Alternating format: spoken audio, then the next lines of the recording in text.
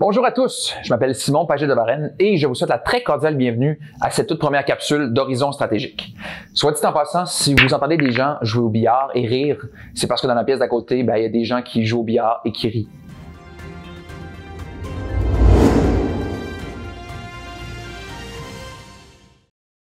Aujourd'hui, je vous parle de la situation au Venezuela et je vais insister sur les intérêts et le jeu politique des États-Unis et de ses alliés. Donc, un rapide résumé des événements. Après plusieurs jours de manifestations à Caracas, la capitale du Venezuela, Juan Guaidó, qui est un jeune politicien de 35 ans et qui agit comme président de l'Assemblée nationale vénézuélienne depuis le 5 janvier 2019, s'est autoproclamé comme président par intérim et promis qu'il tiendrait les élections démocratiques. Nicolás Maduro, l'actuel président du Venezuela, quoique plusieurs doutes ont été soulevés par rapport à la légitimité des dernières élections, a évidemment rejeté la déclaration de Juan Guaidó, la décrivant comme étant une tentative de coup d'État influencée par des forces extérieures. He rejected the demand by the European Union to hold a new and democratic election, or else Europe will recognize Guaidó as Venezuela's interim president. On va revenir là-dessus. La déclaration de Juan Guaidó se tient dans un contexte de tension importante au Venezuela. Le Venezuela est aux prises avec d'énormes problèmes économiques depuis 2014-2015. L'année 2018 a vu le taux d'inflation atteindre 1 million de %, des taux d'inflation qui n'avaient pas été vus depuis l'Allemagne des années 20 et le Zimbabwe de 2008. Reuters annonçait que la personne moyenne au Venezuela avait perdu 11 kilos depuis le début de la crise. D'ailleurs, la crise migratoire, qui est devenue la pire crise du type en Amérique, avec 3 millions de Vénézuéliens qui ont quitté le pays depuis 2015, se poursuit alors que chaque jour, 40 000 Vénézuéliens traversent le pont Simón Bolívar vers la Colombie. Et si la situation interne mérite d'être disséquée, aujourd'hui c'est davantage aux jeux politiques auxquels se livrent les grandes puissances qu'on va s'intéresser. Plus précisément, quelles sont les tactiques et intérêts des Américains et de leurs alliés au Venezuela? Commençons avec les États-Unis et les pays qui sont rangés de leur côté. Donald Trump a tweeté littéralement 3 minutes après l'autoproclamation de Juan Guaidó, leader de l'Assemblée nationale vénézuélienne et de l'opposition, qu'il reconnaissait le nouveau président par intérim et que le peuple du Venezuela avait assez souffert sous le gouvernement dictatorial de Nicolás Maduro. Vous aurez compris en faisant 1+1 que les Américains étaient au courant de l'action de Juan Guaidó. En fait, un article du Wall Street Journal nous a appris que Mike Pence, qui est le vice-président des États-Unis, avait discuté directement avec Juan Guaidó le soir avant son annonce, pour lui annoncer que les États-Unis supporteraient pleinement son autoproclamation au titre de président par intérim.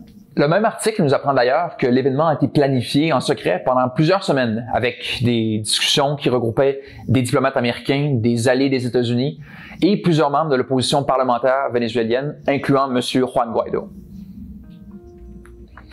Qu'est-ce qui expliquerait que les États-Unis dévouent autant d'efforts pour renverser le gouvernement de Nicolás Maduro? Avant de vous l'expliquer, laissez-moi vous présenter un clip qui illustre assez clairement ce dont je vais vous parler.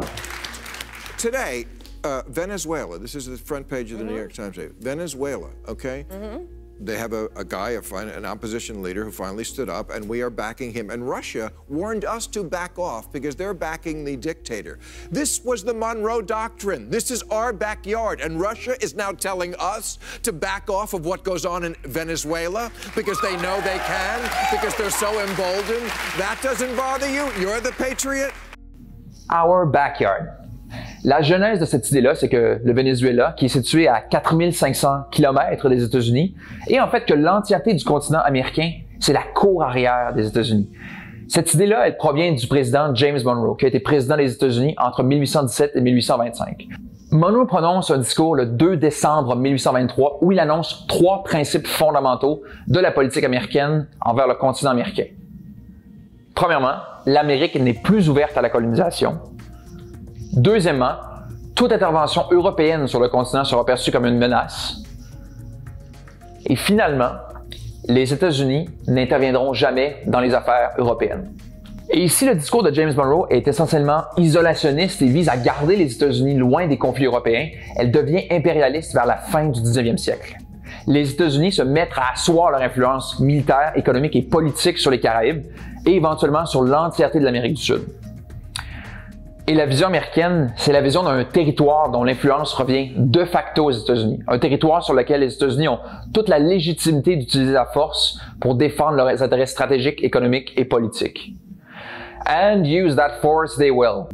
En Haïti, 4 fois au Nicaragua, à Puerto Rico, 3 fois à Cuba, en République dominicaine, en Colombie, au Guatemala 2 fois et au Honduras. Et ça, soit dit en passant, c'est seulement entre 1891 et 1912.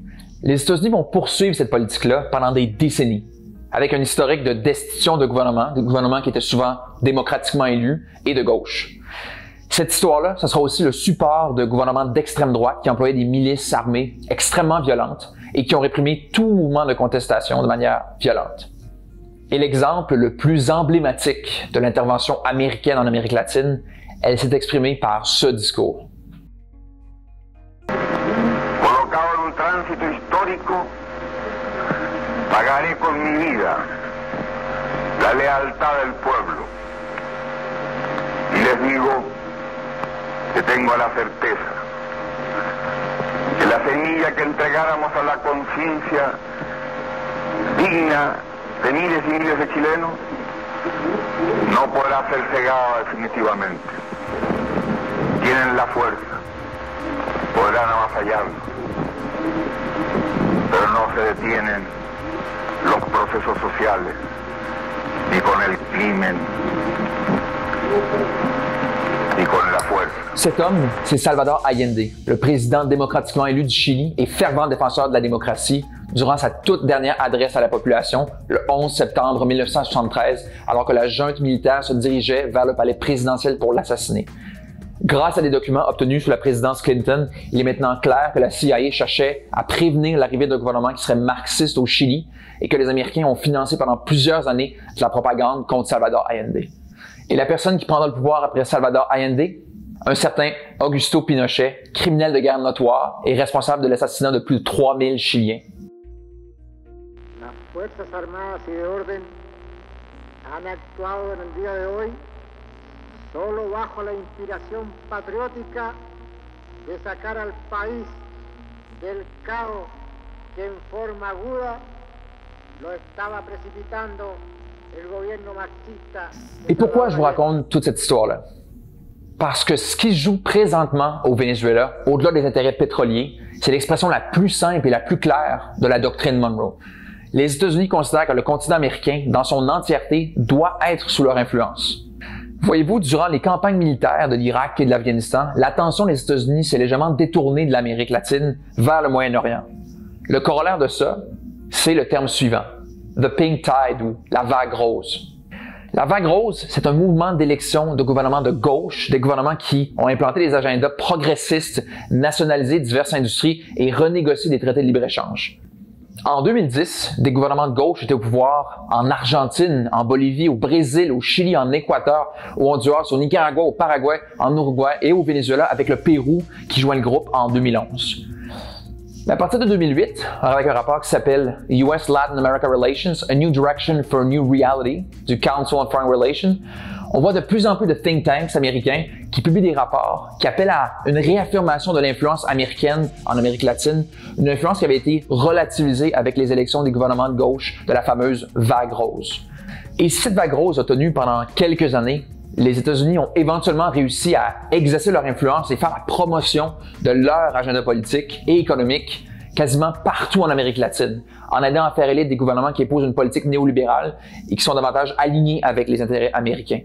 De cette vague rose, il ne reste aujourd'hui qu'une poignée de pays. La majorité des États de l'Amérique du Sud s'étant recadrés vers la droite et une politique davantage néolibérale à la faveur des États-Unis. Jusqu'à maintenant, et c'est peut-être seulement une question de jours, les États-Unis n'ont pas encore réussi à faire pivoter le Venezuela vers une position qui leur serait plus favorable. On en vient à parler rapidement de l'Organisation des États américains, l'OEA, une organisation qui est fondée en 1948 et qui vise à faire avancer l'agenda des États du continent américain et qui regroupe tous les États du continent, incluant le Venezuela.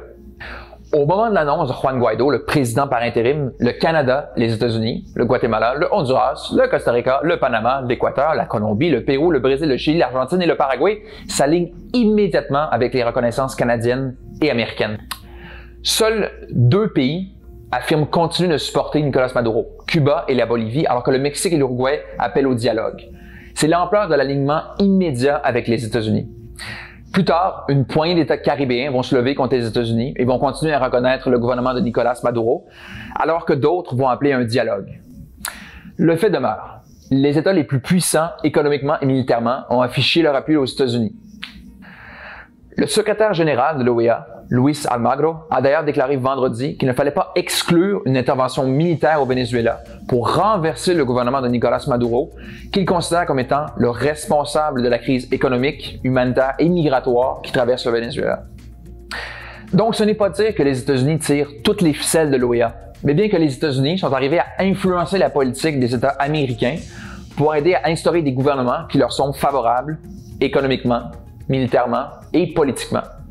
Alors, c'est quoi l'intérêt des États-Unis au Venezuela? Laissons the man, the legend, l'homme à la moustache de morse, le dire par lui-même. Yeah, well, we're in conversation with major American companies now that are either in Venezuela or in the case of Citgo here in the United States. I think we're trying to get to the same end result here. You know, Venezuela is one of the three countries I call the troika of tyranny. It'll make a big difference to the United States economically if we could have American oil companies really invest in and produce the oil capabilities in Venezuela. It'd be good for the people of Venezuela. It'd be good for the people of the United States. We both have a lot at stake here, making this come out the right way. Ce sempiternel pétrole. Mais attention, il ne faut pas réduire l'intérêt américain à la simple exploitation du pétrole. Et c'est là que la doctrine Monroe devient pertinente. Les Russes et les Chinois, tous les deux, ont des intérêts stratégiques et économiques au Venezuela. Les Chinois ont investi jusqu'à 65 milliards de dollars, notamment en infrastructures au Venezuela, et la compagnie d'État russe Rosneft a investi 7 milliards de dollars au Venezuela pour exploiter une partie du pétrole vénézuélien. Ça explique assez facilement leur dénonciation de l'ingérence américaine au Venezuela. Et ça, c'est un autre gros morceau du puzzle vénézuélien. Les États-Unis veulent enlever à la Russie et à la Chine toute possibilité d'avoir une assise économique, mais aussi militaire dans ce qu'ils considèrent comme leur cour arrière. En effet, deux bombardiers stratégiques, les Tu-160, qui peuvent porter une charge nucléaire, se sont posés au Venezuela dans une démonstration de force de la part de la Russie, indiquant aux États-Unis qu'ils avaient leurs pieds à terre sur le continent américain. En résumé, les États-Unis veulent permettre à leurs compagnies de pétrole d'exploiter le sol vénézuélien. Je vous rappelle que le Venezuela a les plus importantes réserves de pétrole sur la planète, plus que l'Arabie Saoudite avec 302 milliards de barils de pétrole. Les États-Unis veulent rétablir leur influence politique dans la majorité des États américains et veulent que les gouvernements du continent s'éloignent de la nationalisation de diverses industries pour tendre vers le libre marché. Alors je vous pose la question.